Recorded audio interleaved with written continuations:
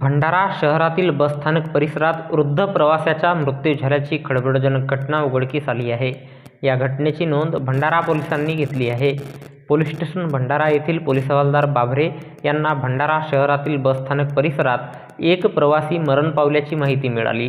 त्यावरून दिनांक 26 जुलै 2024 रोज शुक्रवारला दुपारी 4:40 दरम्यान त्यांनी बसस्थानक परिसर भंडारा येथे जाऊन बघितले असता गोपीचंद गणू सिवनकर वय 80 वर्षे राहणार कोटरा तालुका सालेकसा हा बसस्थानक परिसरात प्रवासी बसण्याच्या सिमेंट ओट्यावर चित्त अवस्थेत मिळून आल्याने त्याला जिल्हा सामान्य रुग्णालय भंडारा येथे नेले असता तेथील डॉक्टरांनी तपासून मृत घोषित केले. या प्रकरणी सरतर्फे फिर्यादी बाभरे यांच्या तोंडी रिपोर्ट आणि डॉक्टरी मेमोवरून पोलीस स्टेशन भंडारा येथे मर्ग नोंद करण्यात आला असून या घटनेचा पुढील तपास पोलीस हवालदार बाभरे हे करीत आहेत. तर याबद्दलची माहिती भंडारा जिल्हा पोलीस दलाच्या वतीने दिनांक 27 जुलै 2024 रोज शनिवारला एका प्रसिद्धी पत्रकाच्या माध्यमातून देण्यात आली आहे.